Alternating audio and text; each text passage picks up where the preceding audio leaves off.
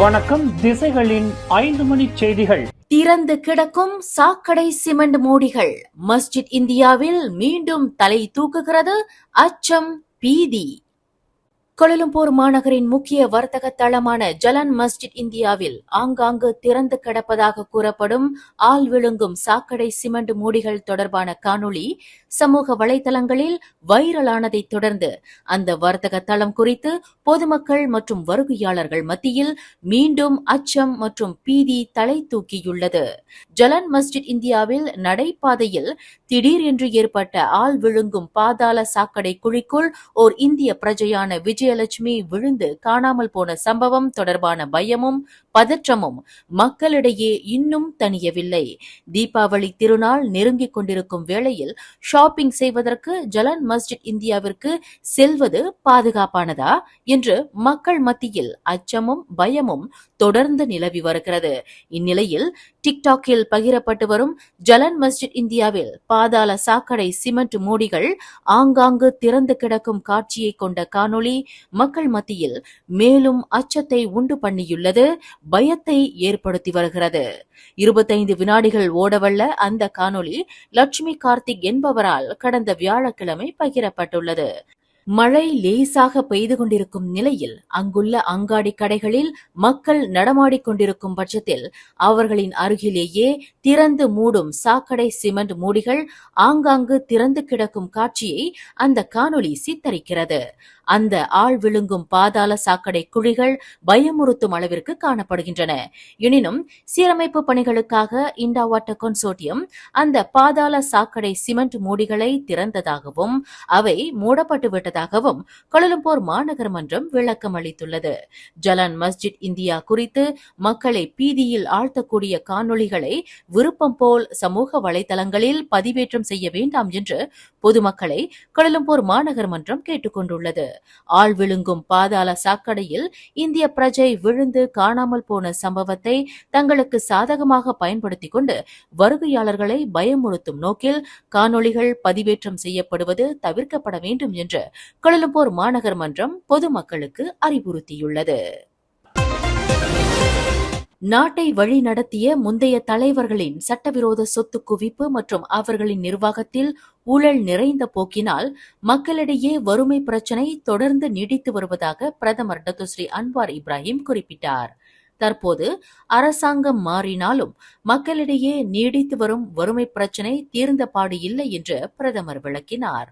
அத்தகைய ஊழலில் எந்த தலைவர் ஈடுபட்டார் என்று டத்துஸ்ரீ அன்வார் குறிப்பிடவில்லை என்ற போதிலும் வெளிநாடுகளில் பதுக்கி வைத்துள்ள சொத்துக்களை மக்களுக்கே திருப்பிக் கொடுக்கும்படி மலாய்க்காரர்களின் முன்னாள் போராட்டவாதி என்று வர்ணிக்கப்பட்ட அந்த தலைவருக்கு சவால் விடுத்தார்.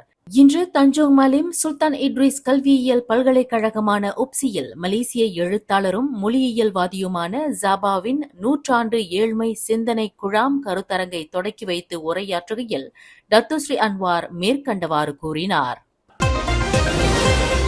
செம்பனை தோட்டம் ஒன்றில் செம்பனை குலைகளை திருடியதாக நம்பப்படும் ஆடவர் ஒருவர் வேட்டை துப்பாக்கியால் சுடப்பட்டுள்ளார்.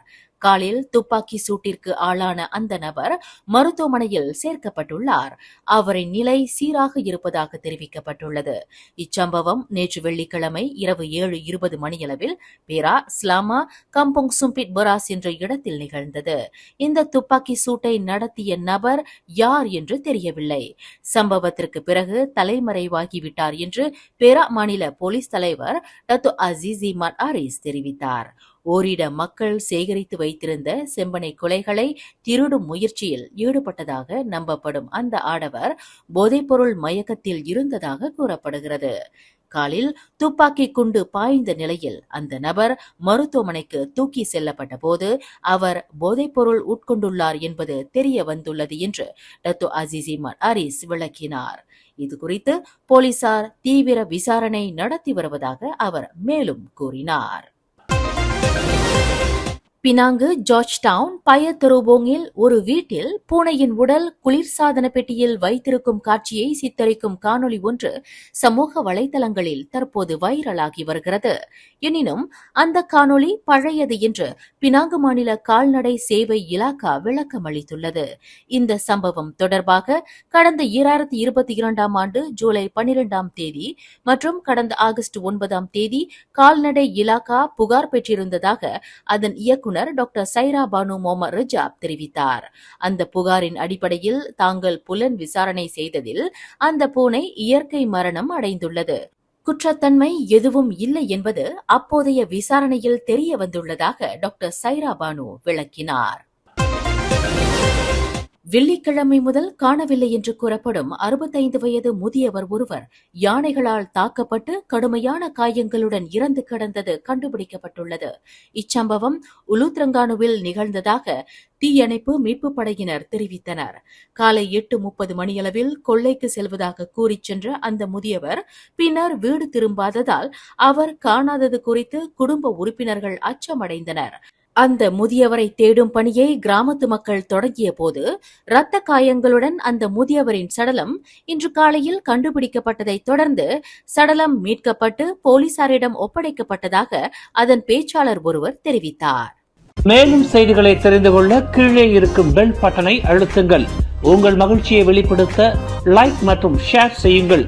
தொடர்ந்து திசைகளோடு இணைந்திருக்க சப்ஸ்கிரைப் செய்யுங்கள்.